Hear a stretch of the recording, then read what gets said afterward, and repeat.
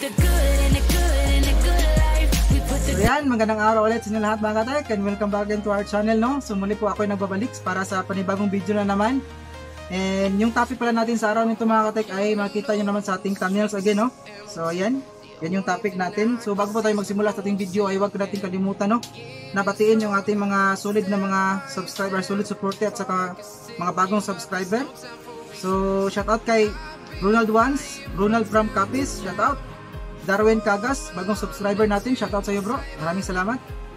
Winstek from Daguhoy, Bohol, ay kaprobinsya ko to, shoutout sa iyo idol. Miss Yokaloka, Bitbit Technician from Cebu, shoutout. Edmundo Ano Nuevo, Dokis Place, Mambungan, Antipolo, shoutout. Jose Sumalnap, Junix 3rd Electronic Service Center from Cabacan, North Cotabato, Mindanao, shoutout sa iyo idol. Ray Alvarez, shoutout. Noel Arceo, shoutout. Bernie Castillo, Bernie River Shop, Bacolod City, shoutout. Evia Ligaspi, shoutout sa iyo bro. Bianca Rostek, Might Channel at kagrupo ko rin, sanay suportahan din natin, no? Bads Cadonho, shoutout. Gerardo Ka from Marikina. So yan lang yung screenshot natin, no? Kasi hindi natin mabasa na maayos kung anong apelyido nito. So shoutout sa iyo bro. At sa mga kagrupo ko na mga electronics technician mga katek na may ginagawa din mga video, yung babanggitin ko ngayon, sanay masuportahan din natin, no?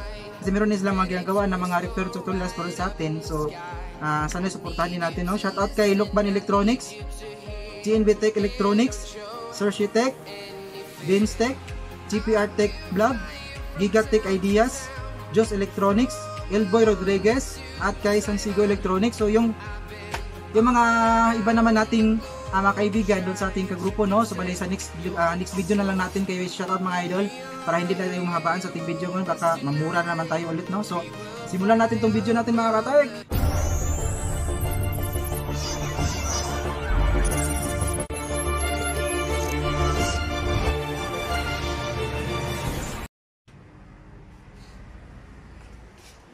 Yan, magandang araw ulit sa inyo lahat mga katek, no? So ito yung gagawin natin sa araw na ito. Ito yung ating bibidyohan.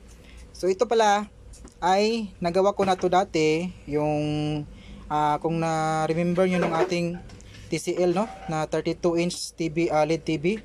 Bali ito nasa mga 3 months ata or 2 months na bago natin na ayos, tapos bumalik ngayon. Yung sira naman ay tulad dun dati rin nung na-check natin. Papakita ko na lang yung ilalagay ko na lang yung link sa ating dating video dito sa ating description, no? Para mapanood nyo rin.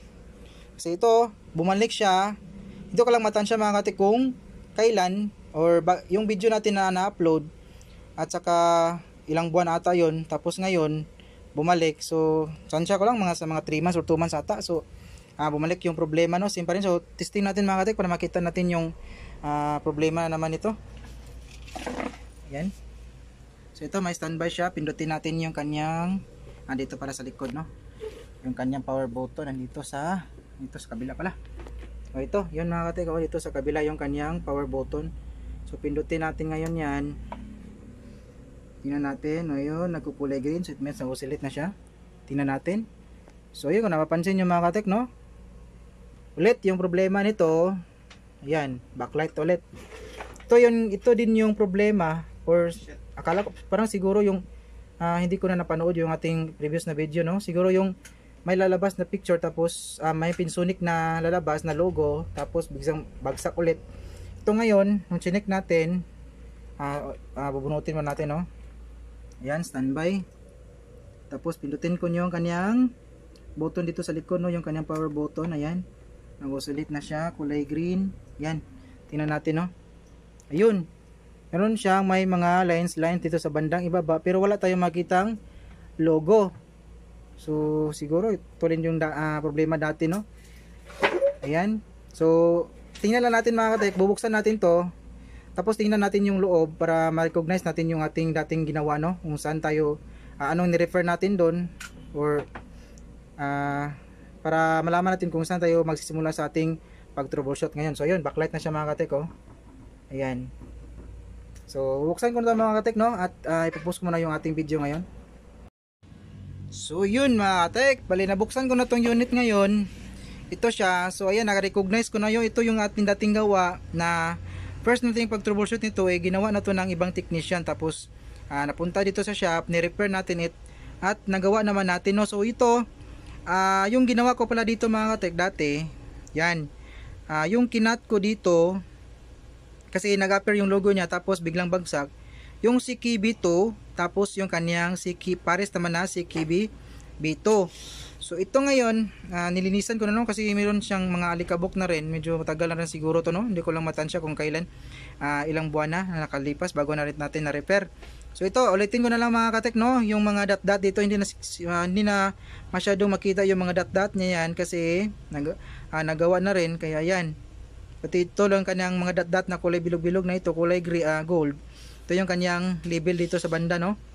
Dito nilagay yung kanyang label kasi hindi magkasya dito mga katek kapag dito ilagay, no. So ayan, matalino din tong gumawa nito, no. Ayan, dito nilagay sa ganyang gilid. Tapos may mga dot dyan. So ito mga katek, yung gagawin natin pala nito ngayon ay isa para sa mga bago lang, no, sa pagiging technician, kasi sa mga master natin wala, maning-manin na to sa kanila. Kahit pa naka-blindfold makukuha nila to. Sa sobrang lupit, no. So ang gagawin natin, naka-setup na yung ating multitester.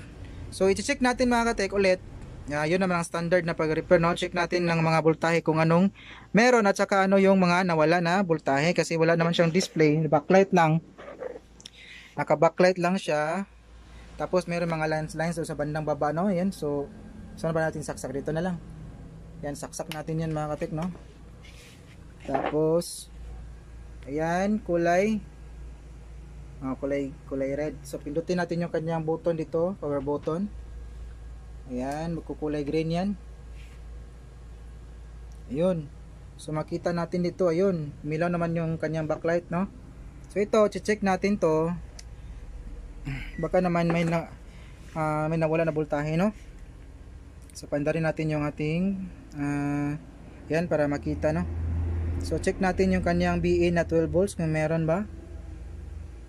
Ano ba to? Saan ka ba naka-ground? Bakit wala kang na-read? So ayun. So yung mga katek, no, ayan, nag-start up pa yung ating tester, no. Meron siyang 12 volts sa kanyang input, no. So dito naman tayo punta sa fuse. Baka fuse lang to yan. So okay yung fuse niya, meron naman siyang 12 volts. So ito ulit, dito yung kanyang HBin mga katek, no. Yung kanyang HBin, tingnan natin kung meron ba tong HBin, no. Tingnan natin kung meron ba siyang, saan na yung HBin nito? Hindi ko mahanap saan na kaya yun? So ito na lang, no.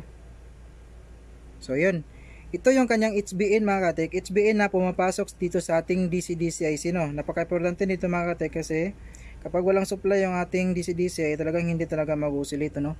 So ito yung kanyang BN kasi na medyo nakabisado ko na ng kunti mga katek. Ayan. Hey, customer nyo. Sir. Ay, gibilin nyo? Wala na ba kuno, sir? Wala. Wa. Ako sa may, tawagin ko na nyo. Oo, sige, ako na inon, sir. Kalimot siguro to. So ito yung kanyang, pasensya na kayo mga katek, no, may customer ay naputol yung ating ginawa. So ito yung kanyang BE, no. Pala ito naman yung kanyang BN mga katek, nakabisado ko na ng konti, no. Kasi hindi ko mahanap. Ito naman yung kanyang, ayan, makita nyo, no. Ayan, HBin. Ayan, HBin. Pero hindi ko alam kung saan ba titingnan nga natin kung saan ba to saan nalagay yung ating HBin dito. So wala naman. Ground naman yan. So ito, kasi yung HBin nito mga katek ay papasok dito sa ating DC-DC IC, no, maging supply niya. So ito na lang ito kasi yung ang pinout nito, ito yung kanyang HBin, no, na pin. So meron siyang 12 volts. So makita natin, no, meron siyang HBin. May pumapasok na supply dito sa ating DC-DC IC. So ito next naman, yung ating bond, kung makita nyo mga katek, ayan. Ito yung kanyang BON or BGH, ayan. Print natin yan. So ngayon, ayan, wala siyang voltahe, no. Ayan, pero naka-ilaw naman yung ating backlight. Ayan. wala siyang B-on. So ito naman yung BGH or B-off, ito yung naka-label sa kanya ay 1, 2, 3, 4, 5. So nasa panglimang paa. So ito yun siya mga katek, nasa panglima. Kung bibilangin natin yan, 1, 2, 3, 4, 5. So ito siya. Ito yung ating B-off. So ito yung kanyang B-off ngayon mga katek, 0.4. So wala pa rin B-off, no? So next naman natin gawin ay kanyang EBDD na 15 volts. EBDD yan, kita ba? Yan, ito yung kanyang EBDD na 15 volts. Wala rin, 0 siya. At saka rating nga natin, no? HBN, huwag kang malikot. Yan, wala nga talaga. So ito naman yung kanyang ano ba to? Yung kanyang HEBDD. So nasa mga 8 volts. So ito yun siya mga katek. Ito yun banda. Yung kanyang HEBDD. So nakapoint tayo sa capacitor nito. So ito yung kanyang HEBDD, no? So ngayon wala siyang voltahe 0.2. Yun ba naman yan? So ito yung mga, ang next natin gagawin yung kanyang mga BCC naman. Yun ang ating titest ngayon, no? Kung dapat may nandito yung kanyang BCC mga katek mga supply na 1.2, 3.3, 1.8. So ito tayo muna sa BCC na 1.8, no? Yan, nakatutok tayo sa BCC na 1.8. So tingnan natin, ayan, meron siyang 1.8. So dito naman tayo ulit sa kanyang 3.3 na BCC, no? Point natin yung ating tester. Yan, meron siyang 3.3. So good siya, may BCC na mga supply. So dito naman tayo sa kanyang, ano ba to? Ano pa bang ibang check natin dito? Hindi ko mahanap yung 1.8, no? Yung 1.2. Tingnan natin mga katek. Hanapin lang natin dito. Dito lang yun yung kanyang 1.2. Hindi ko mahanap. Asan na ba yun?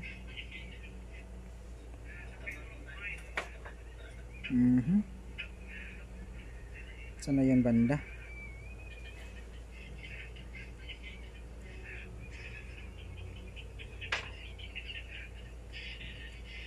So yun mga kateknowala, makita natin yung ating 1.2. Sorry, depende na rin siguro sa design ng panel mga katek. Kasi yung nakalagay dito ay nasa mga 3.3 at saka 1.8 lang kanyang BCC. So yun, meron naman akong na-point dito kanina. So yun. Ito mga katek, no? Bali nag-standby na siya ulit kasi wala tayong nilagay na input. So pipunditin natin ulit yung kanyang power button para mag-oscillate siya ulit, no? Ayan. Yun. So ito mga katek, ang gagawin naman natin ngayon, bali ito, bali kumalaman ulit yung backlight, no? So bubunutin lang natin. So bahaba natin yung video ngayon Next natin gagawin ngayon mga katek, ito. Kasi nung tiningnan ko to, bali ito yung label niya, no? Ayan. Nung first nating na gawa to, ang kinat natin ay kanyang si KB2 tapos si KBB2. So ito naman ngayon, try natin mag-cut ng isang linya. Hindi din muna tayo dito sa bandang kabila mga katek, no? Kasi yun, nagawa na to dati. Naibalik ko na yan. Hindi tayo pupunta dito sa kabila. Dito muna tayo sa kung saan natin naunang na-repair. Dito tayo magsisimula ngayon. Dahil dito sa banda yung nagka-problema ng mga gate signal. Siguro yung ngayong problema, dito rin nanggagaling na side sa mga signal niya. So ito, try natin kakat natin yung kanyang si KB1, no? Kasi si KB2 to at tapos yung si KB2 nakat natin yan. Ito yung kanyang yun mga katek ko, ito yung kanyang label, no? So ang si KB from dito, ito ang sa kanyang si KB1 1, 2, 3 pangatlong dot. So ayan, no? Ito 1, yan, no? Focus natin 1, 2, 3. So ito ngayon siya.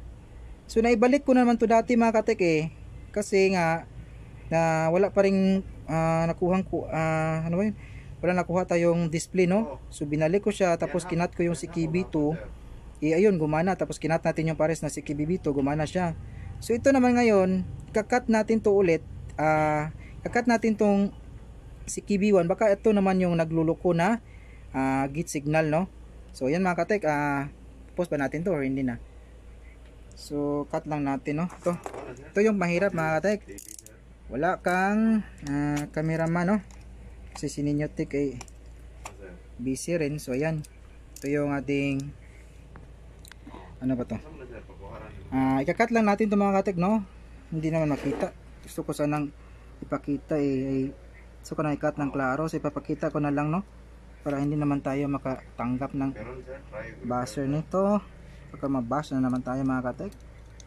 So kahit pahirapan ay gagawin natin mga katek, no. So ito yung kanyang si KB1, tandaan nyo mga katek, ito yung kanyang si KB1. Ikakat natin to ngayon. Pahirapan nga to talaga, oh. Ikakat natin yan. Yan. So yun, kunting ingat sa pagkat mga katek, baka madali yung iba. Hirap pa naman itong idugtong, no. So ayan, cut natin, kunting diin. Yan. So ito, nakat na natin yan mga katek. Siguro putol na yan, no. Check na lang natin mamaya, no. Pero ngayon nakat na natin yan. Susubukan natin ngayon i-check to, lagay natin kung meron bang pagbabago. So yan mga katek, wala tayong cut ngayon kasi diretso na lang tayo sa ating video ngayon mga katek.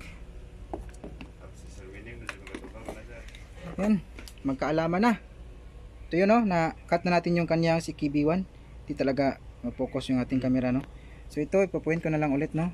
Kung saan nasundan nyo ito mga katek, no, yung kanyang si KB1. Ayan, naputol natin yan. Ngayon testing natin.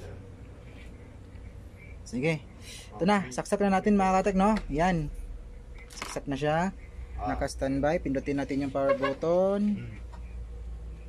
Ayan, tapos gumana na yung backlight. Tingnan natin kung may display ba. May display ba?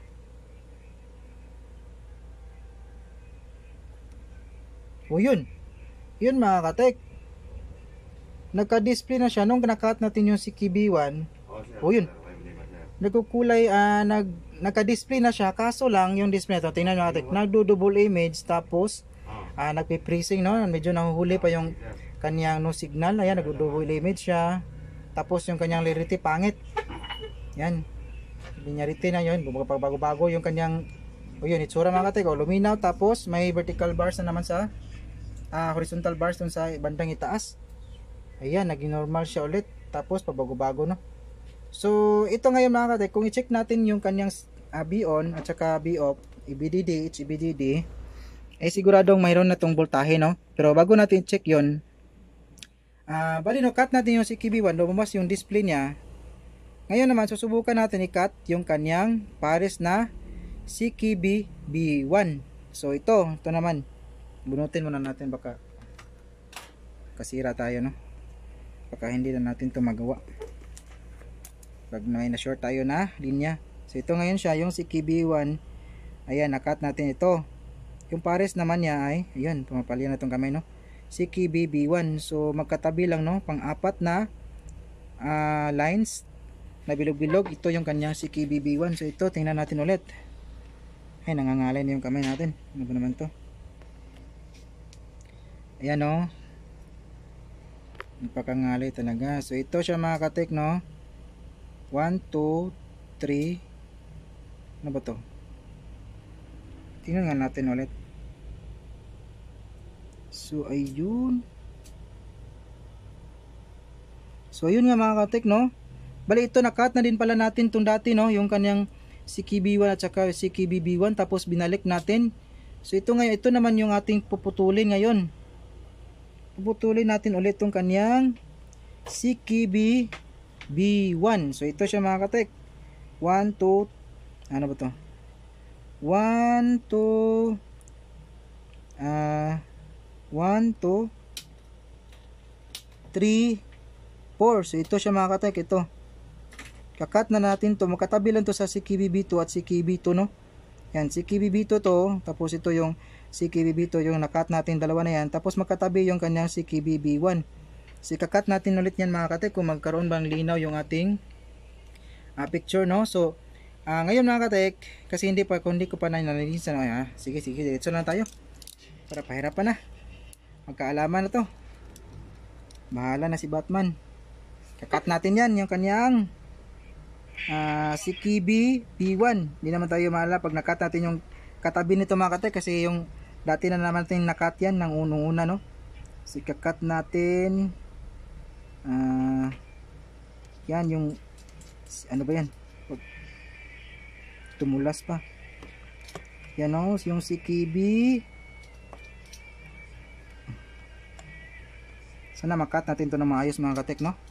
So, ang hirap talaga, medyo malabo pa yung ating camera, hindi makita. Ito talaga madali maging technician. So ayan, sana makat na to. Uy, ayun. So ayan, makat ka sana. Okay. O yun, okay lang naman to yung lumagpas mga katek, no? Kasi magkatabi na naman yung CKB1, CKB2, CKBB1, CKBB2. So yan, nagbablur pa yung ating camera, nayupak na to. So ayan, nakat na natin yan.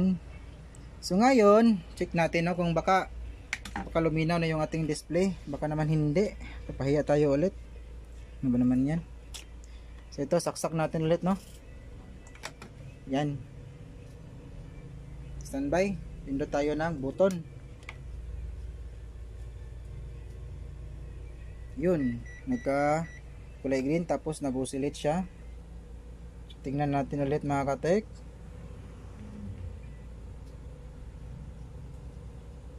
So ayun, ganun pa rin siya, no? So karon pa rin nangyari. So try natin mga katek. Meron, wala na siyang hambars dun sa bandang itaas, pero meron siyang minto, luminaw naman. So pupus ko muna ito mga katek, no? At lilinisan natin yung ating ayun, gumana naman siya, luminaw naman to. Ano ba naman yan? So luminaw naman siya, pero nung naka-check natin kanina, hindi gumana. So lilinisan lang natin tong kanyang nakat natin dito mga katek, no? Baka may naka short or grounded na linya. So pupus ko muna to para linisan natin yung kanyang linya. So yun mga katek, luminaw naman. Naging luminaw yung kanyang display. So pupus ko muna to mga katek, no? Para malinisan natin yung ang ating ginawa na pagkat dyan. Linisan natin yan, baka naman may na short tayo dyan. So pause ko muna to. So ayan, balik tayo mga katek, no? So bale yung nakita nyo kanina na medyo pangit yung display, yung linearity niya ay hindi akma sa ating gusto, no? Na nakikita ng ating mata. So ito pala, nung napansin ko siya, nilinis ko na lang yung ating nakat, no? Bali nilinis natin yung kanya mga paa kasi sa tingin ko nagkadikit-dikit mga katek, alam nyo naman na pahirapan talaga pag ganitong mga pamamaraan, no? Yung pagkat nito. So ito rin nakita ko na problema. Itong kanyang, kung mapansin natin ito, ang alin niya, ito ay isang ayan, ESG monitor. So bali nadali natin sa pagkat mga katek. Yun ang sinasabi ko na dapat kunting ingat talaga sa pagkat, no? Baka madali natin yung ibang linya. So yun na nga, nadali natin. So buti na lang na trace natin yan by continuity. Kaya yun, naputol nga natin. Tapos may dumikit dito banda, no? Nakadikit yung linya na nakat natin. So ayan, nilinis ko na siya. Kinuskus ko na yung kanyang insulation. Tapos kinat ko talaga yan. Chinek ko isa-isa ng continuity. So ayan, putol na nga. Wala nang connection. Yung nakat natin na CKB1, CKB2, CKBB1 at CKBB2. Yun. So ito ngayon mga testing natin to kasi na-clear na natin yung linya na wala nang nakadikit na linya, tapos na-resolder na natin yung kanyang ESD monitor mga katek. Ayan, pwede naman ilagyan lang ng kunting hina, no? Hinang. Ayan, so na-test ko na yung continuity. Okay na yan, may connection na. So ngayon check natin to, testing natin. Yan, saksak. Yun, standby. Pindutin natin yung power button. Yan, kulay green. So angat tayo, no? So ayun, ayun o mga katek, nadali na natin, no? Nakachamba na naman tayo ulit. Yan. So kung makita natin ngayon, clear na yung kanyang display. Hindi na, nawala na yung kanyang medyo pangit na yung linearity niya, lumalaki. So yun, nadali natin ulit. So ito pa mga katek, no, dahil dalawang gawa na natin to, yung nakat natin nung una ay CKB1 at CKBB1. So ito naman ngayon, kinat na natin yung dalawa, yung apat na yung apat yung linya na nakat natin dito. CKB1, CKB2, paulit-ulit na no, CKBB1 at CKB2, CKBB2, ayun. So yan mga katek, no, hindi ko na pakita kung paano pa to isara kasi madali na naman yung sara, no. Meron pa tayong gagawin na iba. So sana po may napulot kayo kahit kunti mga katek sa ating ginawang video na ito na part 2. Bali pangalawang gawa na natin to, no. So ayan, so bago tayo magtatapos ay check natin mga katek, no, kasi para naman wala talaga tayong halong magic, baka sabihin at mumurahin na naman tayo nito sa video, no. So ayan, check natin yung BGS, yung dalawang voltahe lang na wala kanina mga katek, no. Kasi yung may nag-comment basta automatic na daw kapag may display lalabas na yung voltahe. Tama nga naman, lagi na lang tayong may basher mga katek. So yung B-on, ayan, meron na siyang ano to, ay hindi pa pala naka-ground yung ating tester. Ayan, ground muna natin to, point tayo sa kanyang B-on. Yan, B-on, meron na siyang, ayun, 30 volts. So yung B-off naman, itong dalawa lang yung mga katek yung ating check, no. Ito yung kanyang B-off. Ayan, meron na siyang negative, ayun, negative 9. So padalihin na rin natin yung, isama natin yung EBDD niya para sigurado talaga. Yan, EBDD nasa 15 volts. So yun, meron siyang 14. So error yan sa ating tester yung 1 volt. So ito naman yung ating 8 volts na HEBDD. Yan, meron siyang 7 volts. So good pa rin yan, pasok pa rin yan mga katek, no. Error lang yung ating tester kasi medyo matagal na yung battery nito, hindi pa napalitan. So hanggang dito na mga katek, at maraming salamat sa inyong lahat. Hindi ko na to patatagalin para hindi na tayo mabasa sa ating video. Thank you so much and may God be with us always. Peace out.